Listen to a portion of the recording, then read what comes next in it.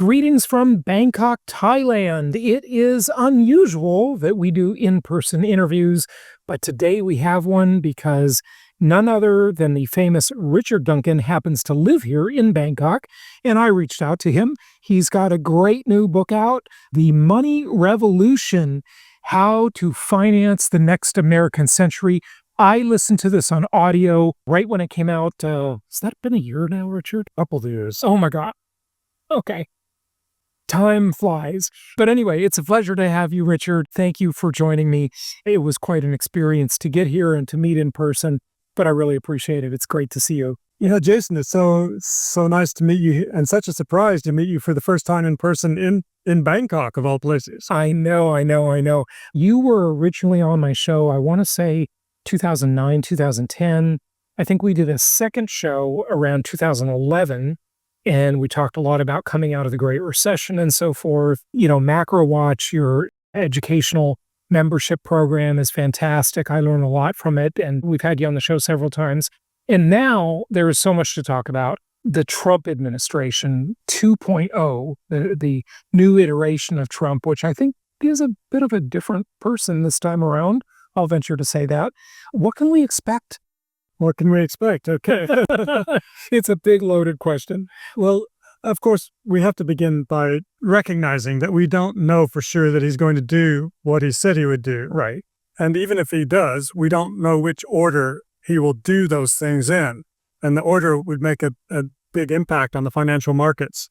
But one thing that I'm most excited about that he has said that he would do is back in September at a speech at the Economic Club of New York, he came out in favor of establishing a U.S. sovereign wealth fund, which I view as just extremely great news for the United States, and hope that he carries through with that very rapidly, because this is something I've been really calling for going back for 15 years. And in my most recent book that you just mentioned is called The Money Revolution: How to Finance the Next American Century. Well, how to finance it is to have the U.S. government set up a U.S. sovereign wealth fund and invest very aggressively in the industries and technologies of the future, and consequently to turbocharge U.S. economic growth so that the economy grows more like 5 to 7% a year instead of 1 to 2%, and to shore up U.S. national security, which is really now in grave danger as a result of the very rapid rise of China. China is overtaking us technologically, and it won't be long before they overtake us militarily. And if we do, in the not too distant future, although this sounds extreme, the United States could be conquered by China. Wow. And this is something that Americans need to begin thinking about and worrying about, and taking steps to make sure that that doesn't happen.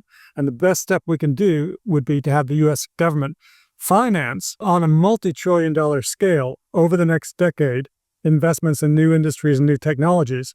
Things like artificial intelligence, quantum computing, Biotechnology, biotech, nanotech, robotics, neural sciences, and things like developing fusion, cheap fusion. We could accomplish all of those things if the U.S. government financed this on a large enough scale, and it would bring about such extraordinary benefits for the American public. And what people need to understand about a sovereign wealth fund, what is a sovereign wealth fund? Well, of course, the government already makes investments in developing research and technology grants and so forth, grants and that sort of thing.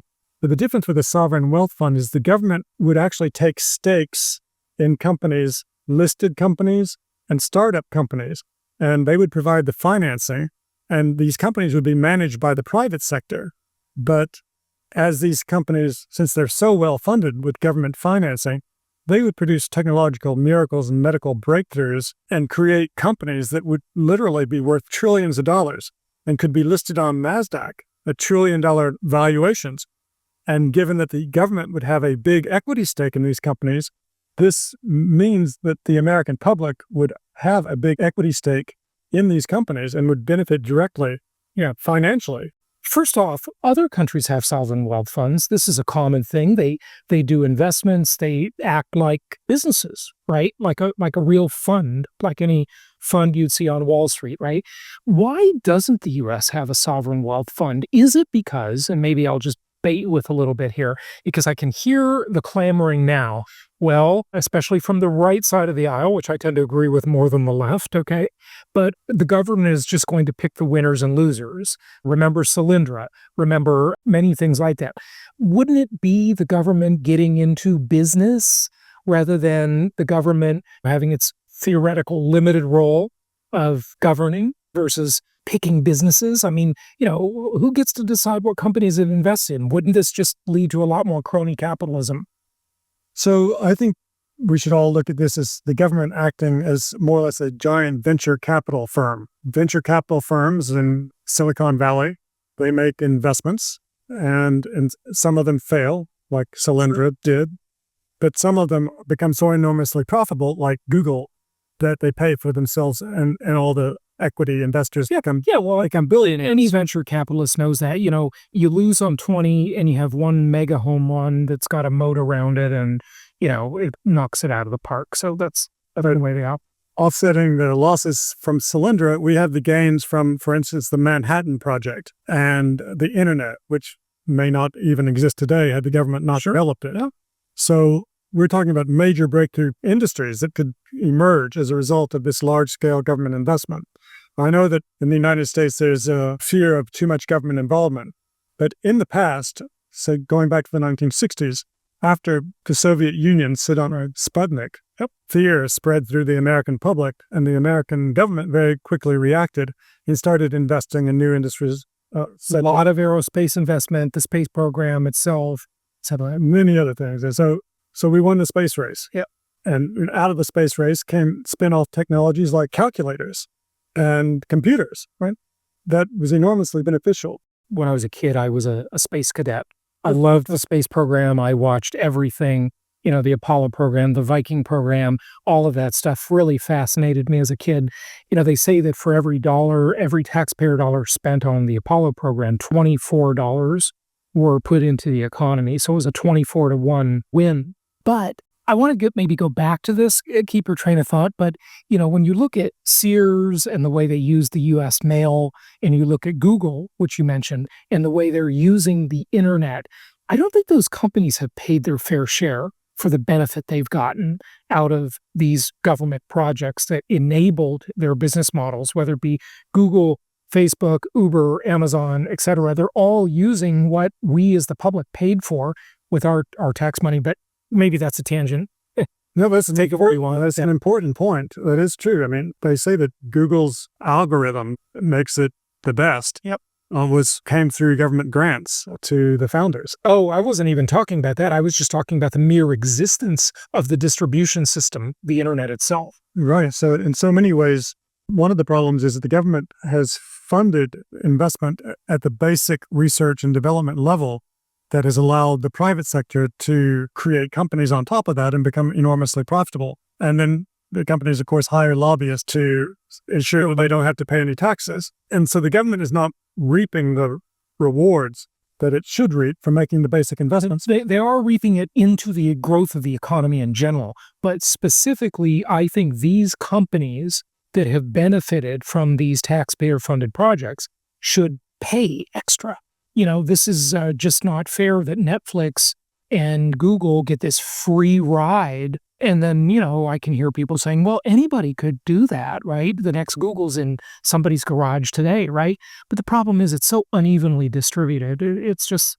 I agree with you. But even if we could get them to pay their basic minimum tax of, say, 20% of their profits, that would be such a huge step in the right direction and bring in enormous revenues. Well, we've got to stop the offshore planning, the double Irish twist, as they call it, right? But I try to avoid suggesting that we should increase taxes because I don't want to make enemies in the billionaire class. But one of the main problems is the government is now, as a percentage of GDP, it's only investing about half as much as it did in the 1960s in research and development at the basic level. So if it were investing as much as it did then I think this reduction in government investment in developing basic research and development.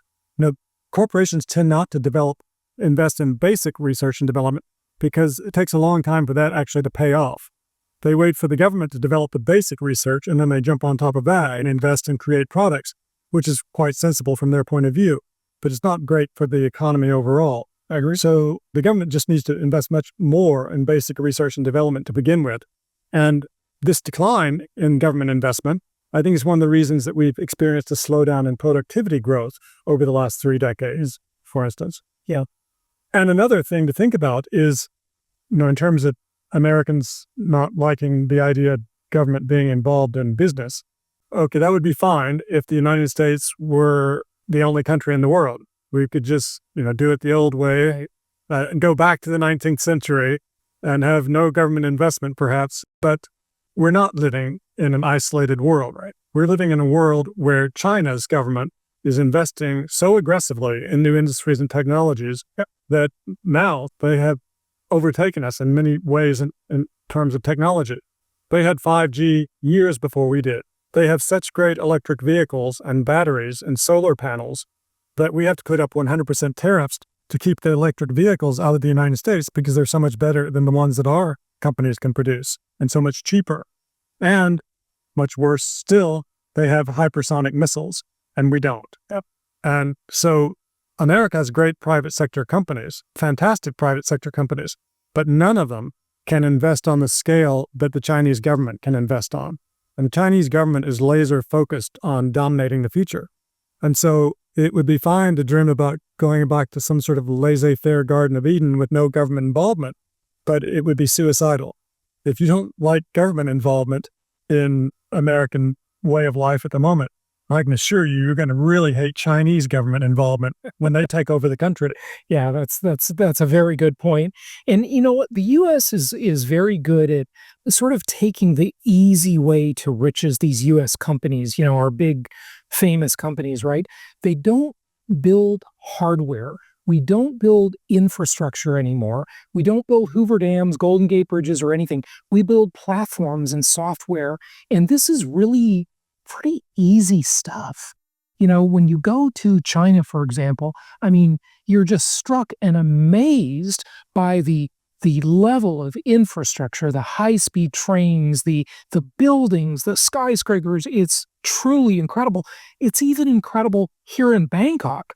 And Bangkok doesn't hold a candle to, Shanghai, right? It's just a whole nother level. But you go to Singapore, you go anywhere, and you see this kind of, I was just in the Middle East. I was in the UAE and in Qatar, and I was amazed at the level of luxury, the buildings that, the U.S. just isn't doing that anymore. And, you can say it's because of the environmentalists won't let us build anything, and that's partially true for sure, but I just don't know that these companies don't have the interest in funding these projects, so the government, I think, has to step in and do some of this. I've lived almost all of my adult life in Asia. I moved to Hong Kong and started my career when I was 25 in 1986. And what was the start of your career, by the way? Tell us. So, I should jump back a little bit. I went to Vanderbilt, and when I graduated from Vanderbilt, I backpacked around the world for a year. Yep. And you came here first as a backpacker at age 24. I know that. That's right. I was really, really lucky. I didn't have much money, and I found a job in Paris as a chauffeur driving around rich American tourists. And I made enough money to travel around the world for a year.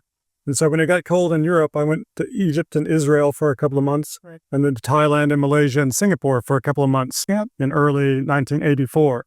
And I could see it was already booming economically, and that there was very little competition. I would meet people on the streets. We couldn't read maps of their own city. So I realized, go east, young man. It's booming and there's not much competition. So I went back to... Describe booming in the 80s. I know that China sort of started liberalizing from a business perspective in, I think, about 1978, if I'm not mistaken. But, we still had a Cold War raging. The Soviet Union didn't fall until, 5-10 years later. I don't know if you're talking about 85 here, but how are they booming? So I spent 2 months in Thailand and Malaysia and Singapore, starting off in Thailand and going south. Well, Singapore was booming by then. Well, that's what I was going to say. Singapore was the main eye-opener. Right. There, they were building... It was incredible. 100-story skyscraper. And, by the way, for those of you who don't like public-private partnerships, Singapore is the ultimate example of housing public-private partnerships. because the government got very involved to solve the housing problem in Singapore. Right. The Singapore economy has been completely government directed, as was South Korea's and Japan's and Taiwan's and China's. So Japan had the demographic problem. China's coming into a demographic problem that may halt its progress to some extent. We could talk about that, but yeah, the government did take a very large role in these economies. You're absolutely right. And in Singapore, they have two of the most successful sovereign wealth funds, GIC and Temasek, which have invested in these public companies and made the Singapore people much richer as a result and developed these industries, turning Singapore into an extremely wealthy city-state. But anyway, so I saw that when I was 23 or 24 and realized that Asia was the place to be as a young man. So I went back and went to business school at Babson College outside Boston for a couple of years. And as soon as I finished there, by that time I'd figured out that Hong Kong was the place to go. I hadn't been there yet. So I flew to Hong Kong, and within a couple of weeks, I found a job as a securities analyst. In Boston, I'd worked for some fund management companies on a part-time basis, and they invested in Asian stocks. They were nice enough to write some letters of introduction to the English stockbroking companies in Hong Kong, like Jardine Matheson, Hoare Gavett, and W.I. Carr. At that time, there were no American stockbroking companies working in Hong Kong, So I went to Hong Kong, went to these British brokers. They were very polite, but they wouldn't hire me because I had no education, no experience. They said, go work for a local Hong Kong Chinese company for a couple of years and then come back and see us. And so that's what I did. I went to work for a company called Chin Tung Securities. And were you an analyst there as well? I started off as an analyst there, doing research on the listed companies, And it was great. First year I was there, Hong Kong's economy GDP grew by 13%. Wow. 13% in a year is incredible. It's nothing short of incredible. And the first 12 months, the stock market went up 100%. Wow. It was glamorous beyond imagination. It was wealth unlike anything I'd ever even imagined. Wow. They said even then in the mid-'80s that high society started at 100 million US. Wow. In the mid-'80s, for inflation. Every other car was at least a Mercedes or a BMW or something. You really don't realize it, like this sort of America-centric idea that, Americans tend to have. I'm guilty of it too, of course. You just really don't realize how much wealth there is around the world. It is utterly amazing. And in places like Hong Kong and Thailand, and in fact, most countries, it's very concentrated in a very few hands. So in places like Thailand, you have very, very wealthy families. And then the majority of the people, in Thailand, they're by no means impoverished. In fact, people here have quite a good standard of living, even in the countryside, but the wages are so much lower. So the wealth you see is held by the top 1 or 2%, but it's very noticeable and very influential and powerful, in terms of not only politics, but I was thinking more in terms of its power to invest and develop the economy. Well, so how does this inform your view of macroeconomics? I mean, you're clearly in favor of more government involvement in the economy, sovereign wealth fund. I just worry about the government picking the winners and the losers, Because there's obviously all this cronyism problem. Or maybe these other countries that do it successfully, maybe they don't avoid that. They just have cronyism and they are picking winners and losers. Is there less corruption? The U.S. never gets on a scale, when you look at those surveys, the most corrupt countries in the world. You never see the U.S. as considered very corrupt. But what I like to say is our corruption in the U.S. is legalized corruption. It's legalized through lobbyists, through winner-take-all system largely. Now, granted, it's not as concentrated as you mentioned and as it is in some of these other countries, but there's definitely a wealth concentration problem in the U.S., I would say. Well, so getting worse. I mean, you're not wrong when you say that I'd like to see more government involvement in investing, and that's certainly true. But I'd like to see the government provide the financing and then provide that financing by investing in listed companies and startup companies like a venture capital company does, So that the private sector actually manages these investments. The best American entrepreneurs and the best scientists would be managing these companies. The government would just be funding them on a very large scale so that they could create rapid breakthroughs. Would the government basically give money to VCs who would pick the companies or to investment bankers? How would that work? Or would it be literally a politician picking that they're going to put the money in this company? I mean, it's like Pelosi is a... All the other sovereign wealth funds in the world, they are managed by investment professionals that are chosen ultimately by the government, of course. But you would have set out to try to get the best investors from the private sector to do their, patriotic duty and join the board of the management of the sovereign wealth fund. Like there's a board of Temasek in Singapore. Like there's a board that manages Norway's sovereign wealth fund. They have the largest sovereign wealth fund. And they have, of course, oversight committees, but you have these people allocating money on a very large scale into the private sector. Now, where does the money come from? The U.S. has the easiest task in that department of any country of all because we have the reserve currency. So We have the reserve we're currency. very lucky. Yeah. And also, we have the recent experience of very large-scale quantitative easing, Right. where the Fed just creates the money and buys government bonds. So not only 3 or 4, 5 years ago, the Fed was creating $120 billion every month through quantitative easing. Yeah. Wow. And during the pandemic, during 4 or 5 years, they created $5 trillion from thin air. Now, since then, they've destroyed $2 trillion of that $5 trillion. Yep. I mean, this is an enormous amount of money. And this is where we could obtain the funding to seed our sovereign wealth fund. Just as an example, the U.S. Cancer Institute, which is charged with curing cancer, its annual budget is $6 billion a year. $6 billion a year is not curing cancer. Right. $120 billion a month was how much the Fed was creating. $6 billion is 5% of $120 billion. Yeah. So, And that's a year versus a month, by the way. yeah, precisely. Right. So that's how we could fund this. Now, people are worried about inflation, but after 2008, when we had the financial crisis, you'll remember that the private sector collapsed. All the banks started to fail, all the car companies started to fail, and they had to be saved by the government, to prevent a new Great Depression. Well, at that time, the government intervened with trillion-dollar budget deficits, bailing out the private sector. Let me emphasize the private sector failed. Absolutely. And had to be saved. Right. A lot of people objected to that corporate socialism. They said, you're socializing your losses and capitalizing your gains, right? And part of it is the problem is the way these executives and the boards of directors work. And I remember during TARP, there was a lot of talk about capping salaries and stuff like that.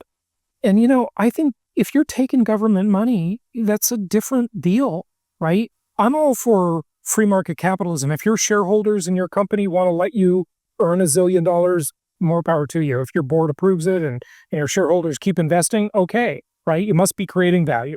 But if the government is giving you money, if it's our tax dollars, you should not see this kind of corporate greed. It's just inappropriate. Well, I think the big critics who criticize this crony capitalism, or whatever you refer to it as, they need to understand what would have happened if the government had not bailed out all the banks. The whole moral hazard. Or it would have been a Great Depression. I agree with you. I know. We're kind of like you had to do it. 25% unemployment. Listen, you probably agree that they shouldn't have let Lehman fail, right? Probably shouldn't have. Yeah. No, I mean, look, if they're doing this, they might have well have done it across the board. I agree. I know what would have happened would have been devastating. But I'm saying you get there because in the back of their minds, these companies know that they can take insane risk and then they're just going to be bailed out, right? That's the moral hazard problem. Well, let me put this into bigger, broader perspective on how I reached this conclusion. And then we got to get on to what to expect with Trump. So we'll get there. So I very strongly believe that we have an enormous credit bubble. Yeah. Not only in the United States, but effectively globally. Okay. So big, in fact, that if it pops, then it's probably going to be such a severe blow that our civilization would collapse. And this is why you coined the term creditism, which say is different than capitalism. We used to have capitalism. Now we have creditism. Right. And you talk about creditism 101. You teach this. So I definitely want you to tell us what creditism is and how it varies. So when I say that I think we must have government investment to make the economy grow faster, the reason I believe that is because the alternative, in my mind, is that this bubble is going to pop. If the bubble pops, effectively, we die. Yeah. So that's, we do have a big bubble. The Austrians economists are right in that respect. A lot of credit creates economic booms. The booms turn into bubbles. The bubbles ultimately pop. They popped in 1930. Yep. We had a 10-year depression, 25% in unemployment. The Nazis took over Europe. The fascists took over Japan and took over Asia. We had World War II and 60 million people died. That's what happens when a big bubble pops. Yep. And the government doesn't prevent that. In 2008, the same thing almost happened again. But this time, instead of letting the bubble pop into a Great Depression and World War III, they did the opposite. They reflated the bubble. And that worked very well. Our $1 trillion budget deficits, $3.5 trillion of paper money creation, reflated the economy, recapitalized all the banks, and here we are, 16 years later, richer than ever before, with a much larger economy. And at that time, there was no inflation. We only had, at the peak, inflation hit 3.8% in 2011. Right. By 2015, it was back down to deflation again for a couple of months in the first couple of months of 2015. So that was round one. Then we had COVID. Once everyone was locked at home, if the government had not intervened, then they would have defaulted on all their mortgages, credit cards, car loans. All the banks would have failed again, and we would have been in another Great Depression. But instead, the government followed the playbook of 2008 instead of the playbook of 1930, and they kept the bubble inflated. And so here we are now 5 years down the road, and we didn't collapse. We've got 4.2% unemployment. We've got the greatest expansion of wealth. It makes the mind boggle how much wealth has increased. Yep. Since 2008, the net household sector net worth, the wealth of the Americans, has increased by more than $100 trillion. Wealth in the country now is $167 trillion, up $100 trillion since 2008. Amazing. And in fact, just over the last 12 months, wealth has increased by $17 trillion. Okay. Since COVID, since the end of 2019, wealth has increased by $52 trillion in less than 5 years. $52 trillion of wealth creation. That's enough to pay off the entire U.S. government debt. 36 trillion, some left over. With 16 trillion left over. Right. So we've got a wealth explosion that is more or less the direct result of this extraordinary fiscal stimulus that hit the economy in 2008 and especially in 2020, and all of the money creation. So if someone called you a Keynesian, you would not be insulted. That you're right. You're okay. You like the Keynesian idea, right? So Keynes, was in a different age. Yeah, sure. It was a gold standard. Yeah. And the budgets were more or less balanced. Keynes advocated when the economy got weak, the government should spend more, and so that it didn't collapse. And when the economy got strong, the government should tax more, so that over the cycle it evens out, went back into balance. Yeah. What we've experienced in the post-gold standard age, after we stopped backing money with gold, is something altogether different on a much greater scale. And that's beyond anything Keynes had even dared to fantasize about. But you're okay with reinflating the bubble for sure. You're in favor of that, right? If we don't keep the bubble inflated, then it's going to is it a matter horrific consequences. Is it a matter of degree, or is it just an ongoing principle? Because, people will say these are like memes, okay? So forgive their ridiculousness, but raise minimum wage, and then people will argue that'll just cause more inflation and more unemployment, which there's a valid argument. You can't hear the dogs that don't bark right away, right? But, instead of paying people $20 an hour, why don't we pay them $1 million an hour, right? Instead of bailing out during COVID, if it's, I don't know, the number $16 trillion or something, right? Why not make it $100 trillion? I mean, is it a matter of degree, Richard, or who decides how much is enough? So I'm not in favor of, raising the minimum wage to a very high level.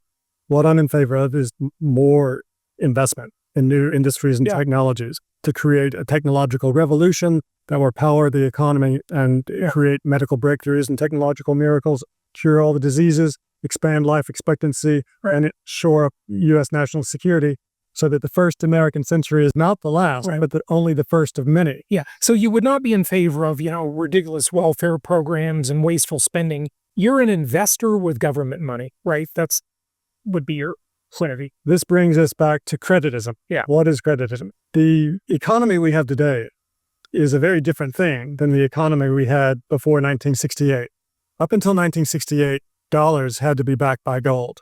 The Fed had to actually hold gold to back every new dollar that it created. Yeah. But in 1968, the Fed didn't have enough gold to continue doing this, so Congress changed the law and they removed the requirement that the Fed hold gold to back dollars. Right. And after that, this fundamentally changed the nature of our economic system in numerous ways.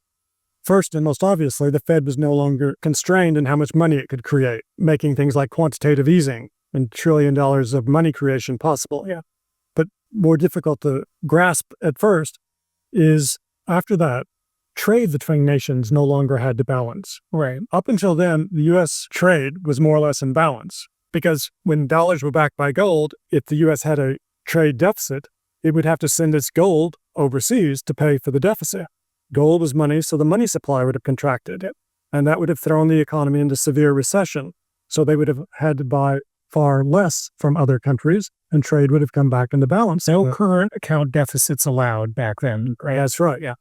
But once this ended, it didn't take the U.S. long to realize that it could buy a lot of things from other countries, and it didn't have to pay with gold anymore. It could just pay with paper dollars or more realistic. That was a great deal for the United States. Treasury bond is denominated in paper dollars.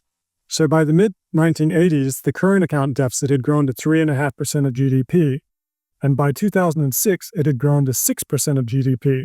That was $800 billion in just 1 year, and this year is going to be $1.1 trillion. So since Bretton Woods broke down in 1971, the cumulative U.S. current account deficit has been $16 trillion. That means the trade surplus countries, like Asia, have received $16 trillion that they wouldn't have. And that's why you see skyscrapers all over the place. Right. That fueled the Asian miracle. Right. That transformed Asia. That's why China has fantastic infrastructure everywhere. This money created a global economic boom. Oh, it lifted 300 million people out of poverty as of like 15 years ago. I mean, it's more now. And it was extremely disinflationary because suddenly we were buying things from very low-cost workers. Right. Countries with very low-cost workers. Yeah. So when I saw Hong Kong in 1986, I would go across the border. And even then, in 86, you could factories as far as the eye could see, full of young women working in Shenzhen for $3 a day. Right. Yeah. And so it was very clear this is going to drive down inflation and drive down, therefore, interest rates in the U.S. And that's what happened as interest rates moved lower, made asset prices go higher. Why did the rates go lower? Well, as the inflation rate moved. Oh, okay. Just general inflation was lower. Right. So in the early 80s, inflation was double-digit high. Yeah, great. And so they had to keep interest rates at double digits. Yeah.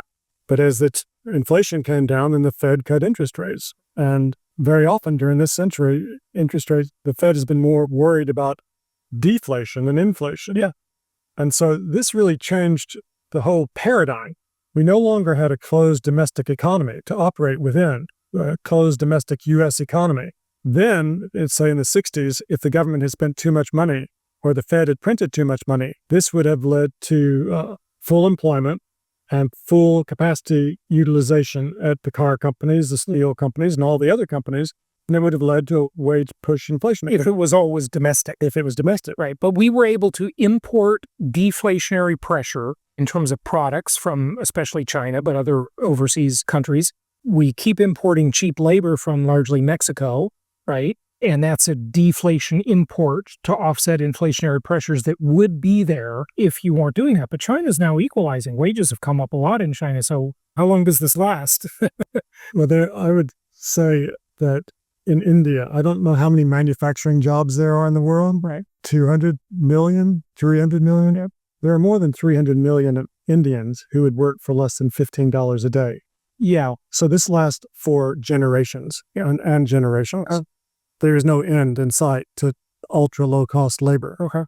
And then the question is, how much do we need labor with automation and our AI is now automating all kinds of softer things? So this completely changed the whole paradigm. We no longer had a closed domestic U.S. economy. We had a global economy that had a workforce that was 25 times larger, right, but earned 90% less. Yeah. And so there was no worry anymore about the government overstimulating the economy, either through massive budget deficits or through paper money creation. And you're saying that can go on for a very long time? As long as globalization persists. And what part of globalization? Cheap labor? Yes. Okay. And, they're looking at Africa now, I think, because Chinese wages have gone up, but Africa's a mess. It's a bunch of different languages. It's just too difficult. India's not as difficult. I mean, you got the elephant and the dragon, right? I remember the first time I went to India, I read that book on that trip, actually. It's interesting, but India's nothing like China in terms of, India's democracy, right? It's much less efficient. It doesn't have the manufacturing base. It's not the same. But in the meantime, we have Vietnam, and Indonesia and Bangladesh, which are all becoming quite big powers as a result of this shift from manufacturing out of China, where wages have gone up to a shocking $25 a day, right? Which is still not much, but to places where there's still less than $5 a day, and probably in places like Bangladesh. Yeah, right. Okay, so we've got creditism. That's the economy under which the whole world operates, or just the U.S., the whole world, right? Creditism fuels the global economy. So what creditism is actually is before dollars ceased to be backed by gold, we had capitalism for the most part. Yep. I want you to contrast creditism with capitalism. I was just going to ask you to do that. All right. So under capitalism, the government had very little involvement, theoretically at least, and gold was money. And businessmen would invest, and some of them would make a profit, and they would accumulate capital as a result and reinvest that capital. And that's how the economy grew, through capital accumulation. That's why they called it capitalism, right? But that's not the way our economy works. Those are not the forces that drive our economic growth anymore. What drives our economy now is credit creation, right? And the consumption that makes possible. So credit also started to explode after dollars ceased to be backed by gold. Total credit, which is the same thing as total debt. In other words, the debt of all the sectors of the economy in the United States. Public and private. Public and private. The government, households, corporations, Fannie Mae and Freddie Mac, corporations, non-corporate businesses, state and local governments. There are really only about a dozen or 10 that matter. Okay, sectors. Add them all together, that's total debt is equal to total credit. Okay, total credit first went through $1 trillion in 1964 when I was 4 years old. Right. And I'm thinking back to that was when the Diners Club card was the thing, right? Credit cards. Just those cards that we all take for granted, that used to not be a thing. Right. It wasn't that long ago that the first credit card was the Diners Club. That was the first just saying early credit cards. And the idea that you could go to a restaurant and pay with a credit card was just weird. So we've gone from $1 trillion of credit in 1964 to $101 trillion now. Yeah. So in 60 years, which is about the size of the global economy, the GDP of their whole planet is just over 100 trillion. Yeah. So we've had this explosion of credit. Yeah. And credit, rather than capital accumulation and investment, credit creation has become the thing that drives the economy forward. Yeah. In fact, between 1950 and 2009, anytime total credit adjusted for inflation grew by less than 2%, the U.S. went into recession. So we needed at least 2% credit growth adjusted for inflation to keep the economy out of recession. Right. Every time it fell below 2%, we had a recession. That happened 9 times. Right. So as credit grew much more rapidly than the economy, we went from something like 150% total credit to GDP up to 360% credit to GDP. And as the credit expanded, that's the thing that drove the economy. Yeah. I got to tell you, Richard, my thinking is very much in alignment with yours, because I remember during the Great Recession, I'd be watching CNBC in 2008, for example, 2009, and I wanted to throw a brick at the television set because every talking head was on there talking about money supply, money supply, money supply. And I said, why aren't you talking about the credit supply? That's what dried up. In my real estate company, when the mortgage meltdown started, which, by the way, was the first phase of the Great Recession. That was not the same as the Great Recession. It was just the entree to it. And I knew that was going to happen. I predicted that in 2003, 2004, and everybody was arguing with me. You just knew these liars' loans were going to default. That was obvious. It is obvious. But I didn't know what the Big Short was about. I didn't know what was going on behind the scenes on Wall Street with, CDOs and selling the same loan off in different tranches multiple times in different pools. And that I was unaware of. I had no way of knowing that stuff was going on. But it was the credit that dried up. And then everybody talked about how, well, they stopped publishing M3, right? Which was one of the money supply indicators. Yes. And they thought that was a big conspiracy because, they just don't want to tell us, what's going on with the money supply. And that's why they stopped talking about M3. Right. Speak to that for a minute if you're. So you're exactly right. I mean, no one should focus on the money supply anymore. Yeah. Because it's the credit supply that matters. In the past, the money supply matters, but the credit supply is more elastic than the money supply. Well, there's really no difference between money and credit anymore. Right. Money used to be backed by gold. It used to be gold. Now it's just another type of credit instrument that typically pays no interest. Yeah. So money is just a M1, or let's say the base money is just a fraction of the total credit supply. It's the total credit supply, not this minute bit of the base money that really drives the economy now. If you look at the chart of total credit, as I mentioned, from $1 trillion to $101 trillion now, it never contracts, except in early 2009, it did just a little bit. And that's when we had the crisis. That's when the bottom almost dropped out, as it did in 1930. But this time, the government jumped in with trillion-dollar budget deficits. And since that time, of the total increase in credit, roughly $52 trillion of credit since then, I think, the government has been responsible for half of the credit. The growth in government debt has provided half of the growth in total debt since 2008. In other words, without this increase in government debt, credit would not have continued to grow. So the economy would not have grown. In fact, without the increase in the government deficits in 2009, 10, 11, 12, and the QE that financed that, credit would have contracted. Creditism then would have imploded, and we would have spiraled down into a new Great Depression. Yeah, it's like inflationary depression. So deflation, by the way, in my opinion, is the worst of all economic maladies. Nothing is worse than deflation because it's hard to stop, and it gets into this really scary cycle where nobody wants to spend because everything they have will be worth more later, and so they don't want to spend it, and then you have like this double hit. And it's treacherous. You can't handle it. Inflation is much more tolerable, but deflation. So creditism, our new economic system, must have credit growth to survive. Yeah.